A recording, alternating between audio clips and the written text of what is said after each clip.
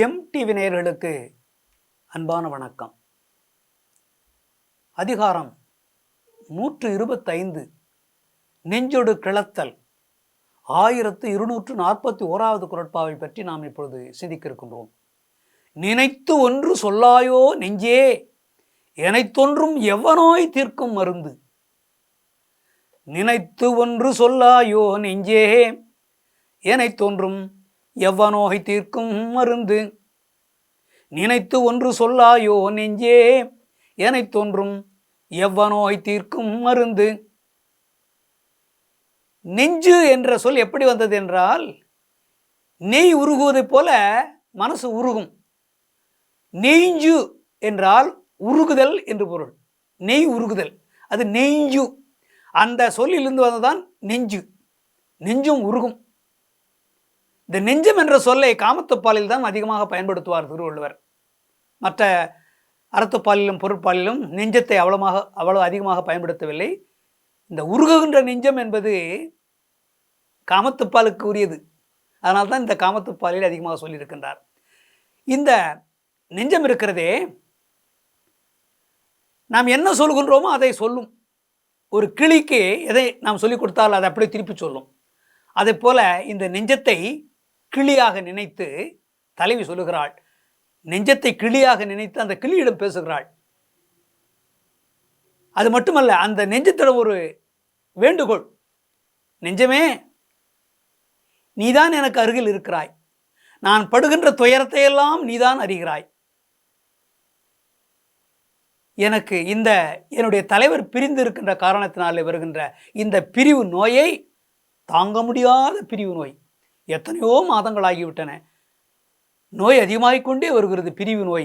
இந்த நோயை தீர்த்து வைப்பதற்கு நீ ஏதாவது ஒரு மருந்து எனக்கு கண்டுபிடித்து தருவாயா? ஒரு மருந்து சொல்லே. என்னுடைய இந்த நோய் தீராத நோயாகிவிட்டது. இந்த பிரிவு நோயை தீர்த்து கொள்வதற்கு ஏதாவது ஒரு மருந்தை ஆராய்ந்து சொல்வாயா? நான் கடவுளுடன் கேட்க முடியாது இந்த பிரிவு நோய்க்கு மருந்தை. என் கணவர் பிரிந்ததனால் வந்த நோய் இது. நான் கடவுளிடத்தில் கேட்டால் அவர் உடனே கொண்டு வந்து என் தலைவர் இங்கே விட்டுவிட போகிறாரா என்ன? எனக்கு நம்பிக்கை இல்லை. மருத்துவரிடம் செல்லலாம் இந்த நோயை தீர்ப்பதற்கு என்றால், அவர் இதற்கு என்ன மருந்து கொடுக்க போகிறார்? தலைவலி, காய்ச்சல், உடல்வலி, ஏதாவது இருந்த கண்வலி, காது வலி, மூக்கு வலி என்று சொன்னால் அவர் பல்வலி என்று சொன்னால் அவர் மருந்து கொடுப்பார். இது பிரிவு நோய். என் தலைவன் பிரிந்ததனால் ஏற்பட்டிருக்கிற நோய். இந்த நோய்க்கு அவர் என்ன மருந்து கொடுக்க போகிறார்? அதனாலே மருத்துவரிடம் மீதும் எனக்கு நம்பிக்கை இல்லை. அவரால் இந்த நோய்க்கு மருந்து கொடுக்க முடியாது. கடவுளால் கூட இந்த நோய்க்கு மருந்து கொடுக்க முடியாது. நெஞ்சமே, நீ என்னோடு இருக்கிறாய். நான் படுகின்ற துன்பத்தையெல்லாம் நீ பார்த்து கொண்டிருக்கிறாய். உனக்கு நான் சொல்லுகின்றேன், கிளிக்கு சொல்வது போல சொல்லுகின்றேன். தயவு செய்து நான் சொல்லுகின்ற இந்த விஷயத்தை, நான் இவ்வளவு துயரப்படுகிறேன் என்பதை நீ தலைவரிடத்தில் போய் சொல். தூதாக போய் சொல். ஒரு மருந்து, அப்படி உன்னால் போக முடியவில்லை என்றால் இந்த நோய் தீர்ப்பதற்கு ஒரு மருந்தையாவது கண்டுபிடித்து சொல்.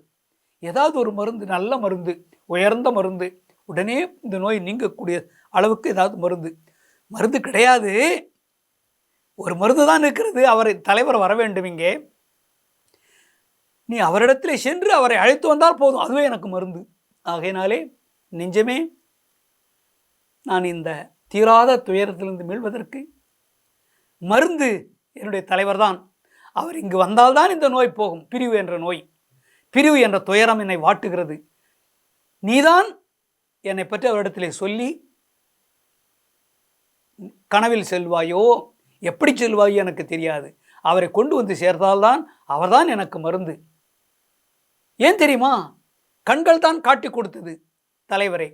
நீ உடன் இருந்து போ அவர் வந்துட்டார், போ அவரிடத்தில் பேசு, அவரை பார்த்து பேசு என்று நீ அந்த கண்ணும் நீயும் சேர்ந்து கொண்டு என் காதலரை காட்டி கொடுத்தது மட்டுமல்ல, அவரை என் நெஞ்சத்தில் வைத்துக் கொள்வதற்கு உன்னத்திலே சேர்த்து கொண்டு அப்படியே பதிய வைத்துக் கொண்டாய். உன் நெஞ்சத்தில் என் நெஞ்சமாகி உன்னிடத்தில் அப்படியே சேர்த்து வைத்துக் கொண்டார். நீயும் அந்த கண்களும் சேர்ந்துதான் என்னை கெடுத்து விட்டீர்கள். இப்பொழுது நீதான் அதற்கு மருந்து சொல்ல வேண்டும் என்று அந்த நெஞ்சத்தை கேட்க, ஒரு மருந்து சொல், என் தலைவரை கூட்டி வா என்று நெஞ்சத்திடம் பேசுகிறாள் தலைவி. மீண்டும் நாளை சந்திப்போம்.